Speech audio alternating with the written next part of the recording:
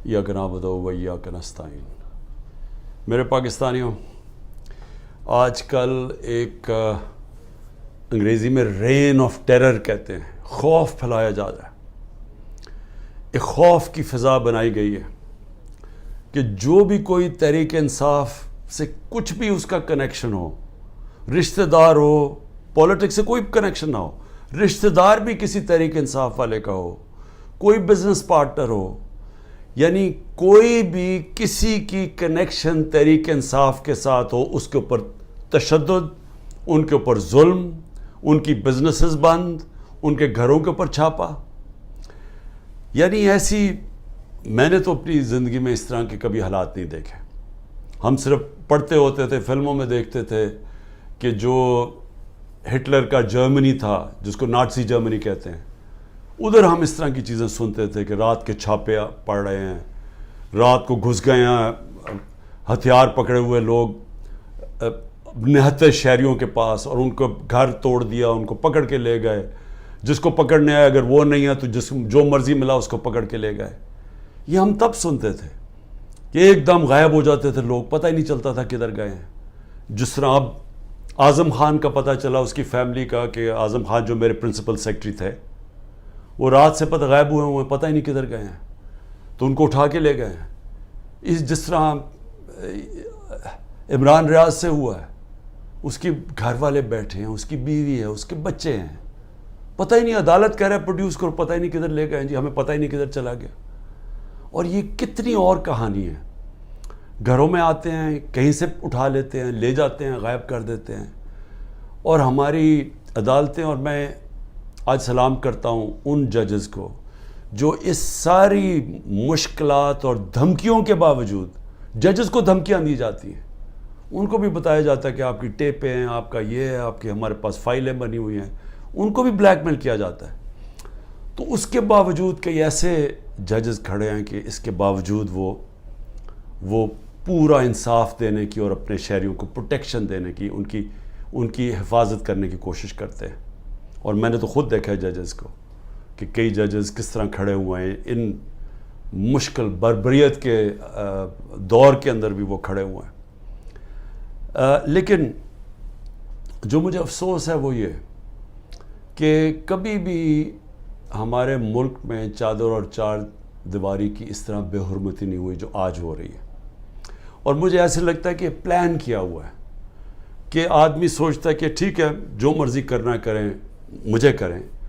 लेकिन जब घर की औरतों पे पहुंचते हैं तो ये बड़ा मुश्किल होता है हमारे माशरे में कि कोई भी आदमी फिर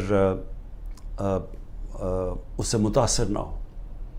और मैं आज उनकी बात नहीं करूंगा जो चले गए हैं, मैं उनकी बात करूंगा जो इस मुश्किल बर्बरियत के दौर में और इस जुल्म के दौर में आज भी खड़े हुए हैं।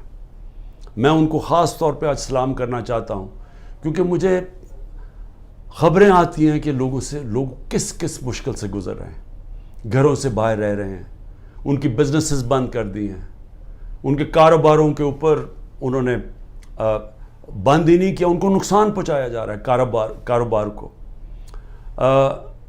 उनके जो उनका रोज़ी कमाने के तरीके हैं उनके ऊपर अटैक किया इन्होंने। उनको पूरी कोशिश किया इन्होंने कि किसी तरह वो जादू के लफ्ज़ कह दे कि मैं तहरीक इंसाफ छोड़ रहा हूँ। तो हर किस्म का प्रेशर डाला हुआ है। तो मैं उनको आज सलाम करना चाहता हूँ जिनके घर तोड़े हैं इन्होंने, और उसके बावजूद वो भी आज खड़े हैं, और जिन्होंने अपने बीवी बच्चे छुपा दिए हैं कहीं, क्योंकि ये औरतों पे पहुंच जाते हैं। और मैं कभी नहीं सोचता था कि मेरे मुल्क में ये वो दौर आएगा कि औरतों को इस्तेमाल किया जा रहा है सिर्फ़ एक चीज़ कि किसी ना किसी तरह इमरान खान का साथ छोड़ो। यानी ऐसी कभी मैंने नहीं सोचा था कि किसी मुल्क में भी ऐसे होगा कि सिर्फ उसको एक आदमी को शिकस्त देने के लिए, या एक आदमी को क्योंकि हमने कांटा लगा दिया एक आदमी पे, वो ना वापस आ जाए, उसके लिए हर किस्म का हरबा जिसमें औरतों को इस्तेमाल किया जा रहा है, बच्चों को इस्तेमाल किया जा रहा है। आमिर मुग़ल हमारे इस्लामाबाद के वो एक कारकुन थे। अब मैं ये आपको इसलिए बता रहा हूँ کہ یہ کہا ہے نا کہ جی 9 مئی کو جو ہوا تو اس کی وجہ سے سزا مل رہی ہے. نہیں, یہ 9 مئی سے پہلے سزا مل رہی تھی. 9 مئی کو تو ایک بہانہ مارا گیا. اور میں پھر سے آج کہتا ہوں کہ جس وقت انڈیپینڈنٹ انویسٹیگیشن ہوئی, اور اس کے اوپر انڈیپینڈنٹ انویسٹیگیشن ہونی چاہیے, کیونکہ کسی کو حق نہیں پہنچتا جج, جوری اور ایکسیکیوشنر بننے کا. آپ کا ایک موقف ہے, ہمارا ایک موقف ہے. ہمارا موقف ہے کہ یہ پورا سیٹ اپ تھا, یہ پوری تیاری تھی, پہلے سے سب کچھ پری پلان ہوا تھا. جان کے مجھے اس طرح پکڑا گیا کہ ایک ریاکشن آئے, اس ریاکشن کے اوپر پہلے سے پلان بنا ہوا تھا. اگر پلان نہ بنا ہوتا تو ایک دم 10,000 لوگوں کو کون پکڑ سکتا ہے 2 دنوں کے اندر, جبکہ پہلے سے لسٹیں نہیں بنی ہوئی تھی, پہلے سے تیاری نہیں تھی, پہلے سے پولیس کو حکم نہیں دیا ہوا تھا کہ تم نے ادھر ادھر جانا ہے. یہ تو پہلے پلان ہوا تھا سب کچھ. اور ہم کہہ کے تھک گئے ہیں کہ کیوں نہیں اس کے اوپر انویسٹیگیشن ہوتی. سب سے پہلے تو پولیس چیف کو پکڑیں. کیا تھا, یا آئی جی جو پنجاب تھا یہ دندناتا پھر رہا ہے, اس کو کیوں نہیں پوچھتے کہ کیا ہوا تھا, جب اتنی دیر 2 گھنٹوں کے اندر ایک قافلہ آ رہا تھا وہاں سے لبرٹی چوک سے. اس کو بھی نہیں پوچھا. اور وہ جو سی سی ٹی وی کیمرہ جو 100% لگے ہوئے ہوں گے وہاں کور کمانڈر کے گھر میں, وہ کدھر گئے ہیں؟ ان کے اوپر کیوں نہیں کوئی ایویڈنس آئی؟ کیوں نہیں وہ جو عسکری بلڈنگ جلائی گئی ہے, وہ آئی وٹنس ہے, اس نے کہا جو لوگ تھے وہ تحریک انصاف کے تھے ہی نہیں جو جلا رہے تھے. اس کے اوپر کیوں نہیں کوئی انکوائری ہوئی؟ ہمارے اپنے لوگ بار بار کہہ رہے ہیں کہ ایسے لوگ ہم نے دیکھے جو ہم پوچھتے تھے کہ کس پارٹی, ہماری پارٹی کے نہیں تھے, وہ لگے ہوئے تھے آگے لوگوں کو کرنے کے لیے. جہاز چوک میاں والی کے اندر وہ کوئی ماچس سے تو نہیں چل سکتا تھا, وہ جو سیبر وہاں لگا ہوا تھا. میاں والے کے لوگوں کو تو بڑا فخر تھا. کون وہ ہمارے آئی وٹنسز ہیں جو کہہ رہے ہیں کہ یہ 3-4 وہاں لوگ آئے تھے اور وہ بھڑکا رہے تھے اور انہوں نے لیڈ کر رہے تھے لوگوں کو, اور وہ پوچھ رہے تھے تم کون ہو. تو بہرحال ایک تو انویسٹیگیشن انڈیپینڈنٹ ہونی چاہیے. لیکن میں عامر مغل کی بات کر رہا ہوں. یہ تو ہوا 9 مئی کو. 8 مارچ کو اس کے گھر جاتے ہیں, عامر مغل گھر نہیں ہوتا. اس کے 5 بچے ہوتے ہیں, ایک بڑا ہوتا ہے, باقی سارے 16 سال سے چھوٹے 10 سال تک. 5 کو اٹھا کے لے کے جاتے ہیں. 5 بچوں کو اٹھا کے لے کے جاتے ہیں, اس کی بیوی سے بدتمیزی کرتے ہیں, اور پھر عدالت میں وہ جاتا ہے, اور عدالت میں وہ بچے پھر چھڑواتا ہے 2 دن کے بعد. تو یہ تو بھی 9 مئی نہیں ہوا تھا, تو یہ کیوں ان کو اٹھا لیا؟ اور جو میرے پر 140 FIR کٹ چکی تھی 9 مئی سے پہلے, تو وہ کس وجہ سے کٹی تھی؟ تو یہ جو بنایا جا رہا ہے نا کہ جی 9 مئی کے بعد ہی ہوا ہے, 9 مئی سے پہلے سے پلان تھا. یہ پلان بہت پہلے کا بن چکا تھا کہ عمران خان کے اوپر کاٹا ڈال رہے ہیں. تحریک انصاف نے اب واپس نہیں آنا, اگر واپس آئے گی تو مائنس عمران خان آئے گی. یہ پلان پہلے کا بنا ہوا تھا. مذاکرات میں نے شروع سے کہا تھا ہم تیار بیٹھے ہیں. جنرل باجوہ سے میں نے 2 دفعہ مذاکرات کیے, ٹیم بنائی ہوئی تھی جو ان سے مذاکرات کرتی تھی, صرف یہ کہنے کے لیے کہ یہ ہو ہی نہیں سکتا کہ اب ملک کی سب سے بڑی جماعت کو اگر آپ اس کے اوپر کاٹا ڈالتے ہیں تو پھر جمہوریت پہ کاٹا ڈال دیتے ہیں. یہ تو کہیں ہوتا ہی نہیں ہے. تو اس لیے مذاکرات کرتے تھے کہ ہمیں بتائیں کہ آپ کا کیا روڈ میپ ہے. جب جنرل باجوہ گیا اس کے بعد پھر مذاکرات کی پوری کوشش کی, ہمیشہ پیغام پہنچائے, کوئی جواب نہیں آیا, کیونکہ وہاں وہی پالیسی چل رہی تھی, وہی کاٹا ڈالا ہوا تھا. جب کاٹا ڈالا ہوا تو بات کیوں کریں گے کوئی؟ بات میں آج بھی کرنے کے لیے تیار ہوں, اور اس لیے کہ یہ عمران خان کی اب بات نہیں ہے, یہ پاکستان کی بات ہے. ہمارا ملک جس طرف جا رہا ہے, اس ملک میں کوئی امید نہیں رہ جائے گی لوگوں کی. 10 لاکھ پاکستانی پروفیشنلز ملک چھوڑ کے چلے گئے ہیں. پاکستان کے ڈالرز ملک سے باہر انویسٹ ہو رہے ہیں. لوگوں کو پاکستان کے اوپر اعتماد ختم ہوتا جا رہا ہے, امید جا رہی ہے. اور اگر اسی طرح چلتا رہے تو آگے کوئی بھی ہوپ نہیں ہے. تو کوئی تو پلان ہوگا نا. چلے مان لیا عمران خان نہیں ہے, پی ٹی آئی ختم کر دی.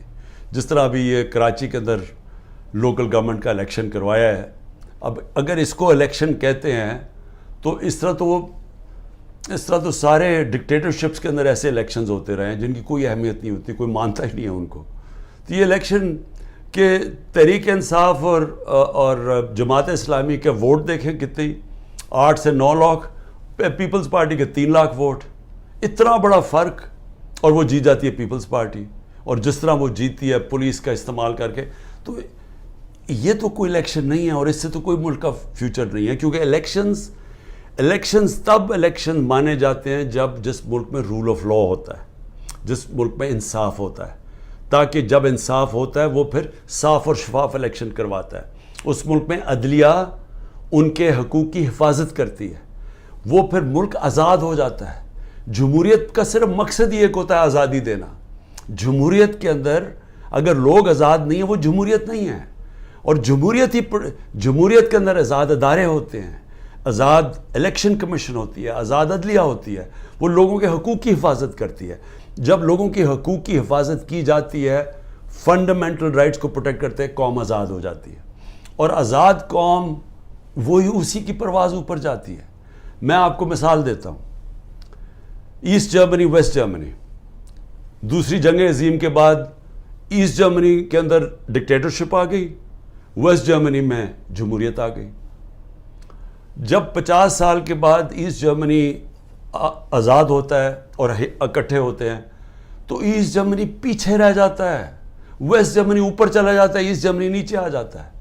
اسپین کی میں مثال دیتا ہوں, وہاں ڈکٹیٹرشپ آ گئی سیکنڈ ورلڈ وار کے بعد, فرینکو آ گیا, 30 سال ڈکٹیٹرشپ رہی, وہ پیچھے چلا گیا. اسپین سارا ویسٹرن یورپ جو ڈیموکریسی تھی آگے چلا گیا.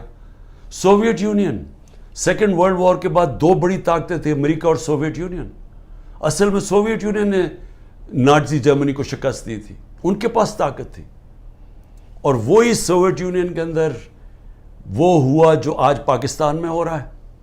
اور ادھر سے وہاں وہ آزاد ہو گئے, وہ آزاد تھے, مغربی سوسائٹیز, ویسٹرن یورپ, امریکہ, وہ آگے نکل گئے.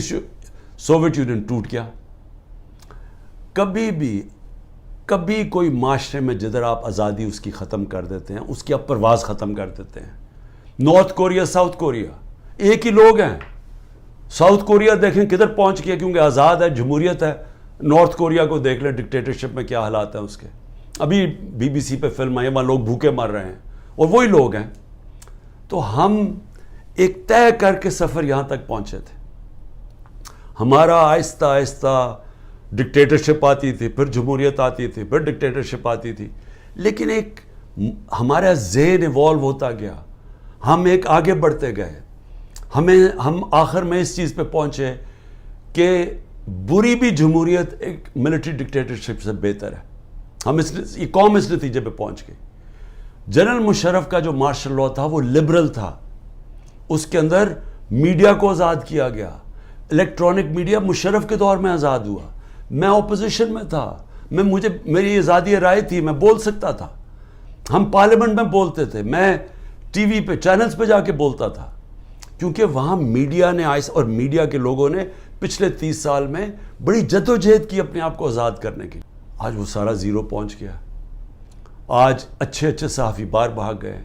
ارشد شریف کو شہید کیا, صرف اس کی باتیں نہیں پسند آ رہی تھیں. عمران ریاض ابھی تک غائب ہے, پتہ ہی نہیں کدھر ہے, جس کی سب سے زیادہ یوٹیوب پہ ویورشپ تھی. باقی ملک چھوڑ کے چلے گئے ہیں. محیط پیرزادہ ملک چھوڑ گیا ہے, وہ ہمارے اور یہ مقبول جان سنا وہ ملک چھوڑ کے چلے گئے ہیں. شاہین سبائی وہ پہلے باہر بیٹھے ہوئے, صابر شاکر وہ ملک چھوڑ کے چلا گیا. ان کے اوپر اور باہر کیسز کرنے شروع کر دیے ہیں. یعنی یہاں تو میڈیا کنٹرول کر لیا ہے, باہر بھی اب میڈیا کی آواز نہیں دیکھنا چاہتے. یوٹیوب کے اوپر اب ہر قسم کا کریک ڈاؤن ہے, سوشل میڈیا کے لوگوں کے اوپر کریک ڈاؤن ہے. جو کوئی ٹویٹ کرتا ہے اس کے پیچھے وہ ویگو ڈالا رات کو پہنچ جاتا ہے گھروں میں. تو میں یہ سوال پوچھتا ہوں کہ اس سے ملک کو کیا فائدہ ہو رہا ہے؟ ہاں آپ نے عمران خان کو تو باہر رکھ دیا, مجھے یہ بتائیں ملک کو کیا فائدہ ہو رہا ہے؟ کیا اس میں کوئی ملک کا مستقبل ہے کہ ہم سارا ریورس گیئر لگا کے وہاں پہنچ گئے ہیں جدھر ہم نے سب کچھ بند کر دیا ہے, اور ہم نے خوف کے ذریعے, ڈنڈے کے ذریعے ملک کو اب کنٹرول کرنے کی کوشش کر رہے ہیں, جس طرح ہم بھیڑ بکری ہیں. کیا اس سے لوگ کنٹرول ہو جائیں گے؟ کیا ہمارا یہ خیال ہے کہ یہ جو ہم اب جس طرف لے کے جا رہے ہیں کہ پاکستان کے بڑے بڑے نامور ڈاکو اوپر ملک کے بیٹھ گئے ہیں, اور قوم کو کہیں کہ جناب یہ ہم نے فیصلہ کیا، یہ بیٹھے ہوئے ہیں اور آپ نے ان کی جس طرح بھی الیکشن جیتے ہیں بس آپ نے ان کو قبول کرنا ہے۔ یہ یاد رکھیں گے یہی لوگ تھے جن کو جنرل مشرف نے جب اپنا مارشل لاء لگایا 99 میں تو ساری قوم کو بتایا کہ ان دونوں پارٹیز نے کتنی کرپشن کیا ہے۔ مجھے جنرل امجد نے جو پہلے نیب کے ہیڈ تھے، ہمیں باقاعدہ بتایا گیا، اس نے ڈیٹیلز دی کہ ان دو پارٹیز نے کتنی کرپشن کی، ان کے پیسے کتنے باہر پڑے ہیں، اور ان دونوں پارٹیز نے بتایا دنیا کو کہ یہ کتنی کرپٹ ہیں۔ سر محل کا نواز شریف نے بتایا کہ وہ سر محل میں یہاں سے پیسہ چوری کر کے گیا۔ حدیبہ پیپر مل کا رحمان ملک پیپلز پارٹی والوں نے ایکسپوز کیا، یعنی ان کو اپنی کرپشن بتائی پبلک کو۔ پھر جنرل مشرف ان کو NRO دے دیتے ہیں، یہ واپس آتے ہیں، 10 سال پھر بیٹھتے ہیں، ان کے اوپر ایک دور میں کرپشن کیس بنتے ہیں۔ ہمیں بتایا جاتا ہے، ہمیں طبائع سے بتاتی ہے کہ ان کی کرپشن کتنی ہے۔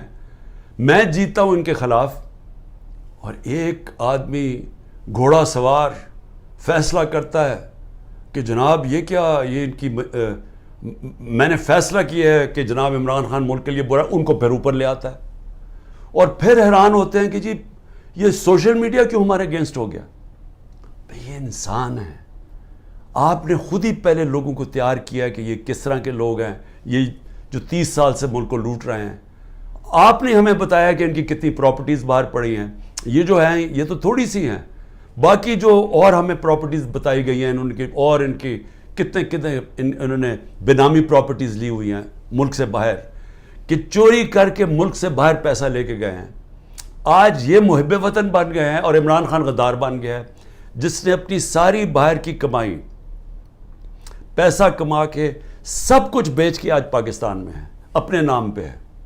وہ غدار ہے، اور جنہوں نے چوری کر کے پیسہ ملک سے باہر 30 سال سے بھجوا رہے ہیں، حدیبہ پیپر مل سے شروع کریں، ان کے اوپر ڈاکیومنٹریز بنی ہوئی ہیں، BBC نے بتایا انہوں نے کتنا پیسہ چوری کی، یعنی ان کی چوری کے اوپر باہر کے اوپر مضمون لکھے ہوئے ہیں، کتابوں کے اندر ان کی چوری کا مینشن ہے۔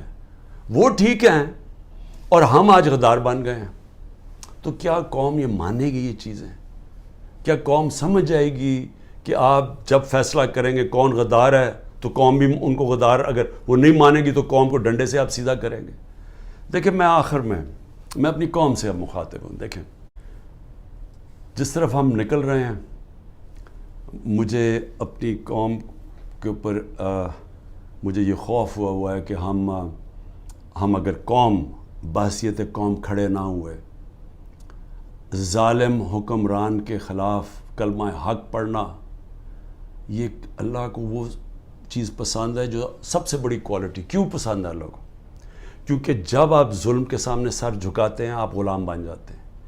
جب آپ ظالم کے سامنے کھڑے ہوتے ہیں، ظلم کے سامنے اپنی آواز بلند کرتے ہیں، اس کو جہاد کہتے ہیں۔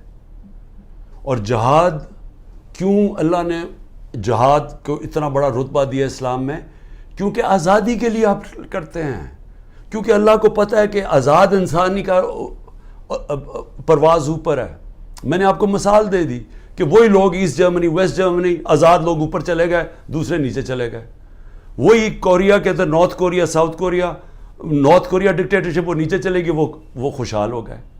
تو ہمیں تو پتہ ہے دنیا میں کیوں لوگ جمہوریت کی اتنی بات کرتے ہیں، کیونکہ وہ آزاد کرتی ہے لوگوں کو۔ تو یہ جمہوریت نہیں ہے جو کراچی کا الیکشن ہوا ہے لوکل گورنمنٹ کا، یہ جمہوریت نہیں ہے، یہ ہر ڈکٹیٹر ایسے الیکشن کرواتا ہے۔ ہمیں ملک کے لیے سب کو فیصلہ کرنا پڑے گا کہ کیا ہم نے یہ ظلم کا نظام قبول کر کے اور اس سے ڈر کے ہم نے گھروں میں بیٹھ جانا ہے اور یہ ظلم ہونے دینا ہے، تو یہ سمجھ جائیں کہ اس ملک کا کوئی مستقبل نہیں ہے، یا ہم نے پرامن، اور میں نے آج 27 سال سے کہہ رہا ہوں کہ شہری ہمیشہ پرامن احتجاج کرتے ہیں، شہری ہمیشہ حق کے لیے کھڑے ہوتے ہیں، زندہ قومیں اپنے حقوق کے لیے کھڑی ہوتی ہیں، زندہ قومیں انصاف کے لیے کھڑی ہوتی ہیں، کیونکہ انصاف کے ساتھ ہی آزادی آتی ہے۔ میں اس لوگوں کے اندر تھا جب برطانیہ کے اندر 20 لاکھ لوگوں نے سڑکوں کے اوپر پرامن احتجاج کیا۔ میں اس احتجاج میں شامل تھا 2003 میں، جب انہوں نے کہا کہ عراق کی جو جنگ ہے جو برطانیہ شرکت کر رہا ہے، یہ ناانصافی ہے عراق کے لوگوں سے۔ برطانیہ کو فائدہ ہو رہا تھا، تیل کے لیے جنگ تھی، لیکن لوگوں نے، زندہ قوم نے کہا کہ یہ ناانصافی ہے عراق کے لوگوں سے، اور وہ 20 لاکھ لوگ سڑکوں پر نکلے۔ یہ زندہ قوم ہوتی ہے۔ یہ جو کرنے جا رہے ہیں، یہ جو سروں کو خوف پھیلا رہے ہیں، گھر توڑ رہے ہیں، یہ گاڑیاں اٹھا لیں، جا کے گاڑیاں چوری کر لیں، شاہ فرمان کے اور بھائیوں کی 3 گاڑیاں چوری کر لیں، 2 گاڑیاں چوری کر لیں اسد کیسر اور اس کے گھر کے لوگوں کی، شاہرام ترکئی ان کے گھر میں جا کے 2 گاڑیاں جا کے اٹھا کے لے گئے۔ پولیس چوری کر رہی ہے، جن کے گھروں میں جاتے ہیں وہاں چوری کر لوٹ لیتے ہیں۔ میرے گھر میں جب یہاں آئے تھے تو جو چیز ملی چوری کر کے لے گئے۔ تو کیا ہم اس کو قبول کریں گے اور خوف کے سامنے جھک جائیں گے، یا ہم ایک زندہ قوم کی طرح کھڑے ہوں گے؟ یہ جو اس وقت خوف پھیلایا جا رہا ہے، میں آپ کا مقصد اس کا بتا دوں۔ اس کا مقصد یہ ہے کہ انہوں نے پلان کیا ہوا، یا ملٹری کورٹ کے ذریعے، یا یہ کوئی قتل کے کیس اور ڈال رہے ہیں، یا ابھی میرے پاس کوئٹہ کا قتل کا کیس ڈال، ان کی کوشش یہ ہے کہ مجھے پھر اب انہوں نے پکڑنا ہے۔ اس کے لیے گراؤنڈ تیار کر رہے ہیں کہ خوف اتنا پھیل جائے کہ جب آپ عمران خان کو پکڑیں تو قوم چپ کر کے بیٹھ جائے۔ یہ سارا پلان ہے۔ میں صرف آپ کو کہہ رہا ہوں کہ میں تو تیار ہوں جیل کے لیے، میں تو ہر چیز کے لیے تیار ہوں۔ اللہ کے اوپر پورا اعتماد ہے۔ میں تو یہ اپنی ذات کے لیے کر نہیں رہا، یہ تو میرے اپنے ملک کے لیے۔ میں جب نکلا تھا آج سے 27 سال پہلے، تو میں تو جہاد سمجھ کر نکلا تھا، کیونکہ اللہ تو مجھے سب کچھ دے بیٹھا تھا۔ تو یہ تو اب آپ کے اوپر چیلنج ہے، کیا آپ نے چپ کر کے ظلم ہونے دینا اپنے اوپر اور اپنا مستقبل ختم کرنا ہے، یا آپ نے پرامن احتجاج کرنا ہے اور سب نے مل کے کرنا ہے کہ یہ ظلم ہمیں قبول نہیں، ہم آزادی چاہتے ہیں، ہم حقیقی جمہوریت چاہتے ہیں۔ حقیقی جمہوریت کا مطلب حقیقی آزادی چاہتے ہیں۔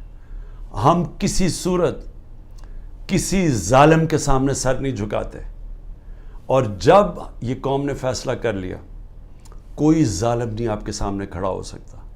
وہ صرف تب تک کھڑا ہوتا ہے جب وہ سمجھتا ہے کہ آپ خوف کے بت کی پوجا کرتے ہیں۔ جب تک اس کے سامنے جھکے رہیں گے، وہ آپ کے اوپر حاوی رہے گا۔ جب قوم یہ بت توڑ دے گی، قوم آزاد ہو جائے گی، اور آزاد قوم ہی خوشحال ہوتی ہے۔ پاکستان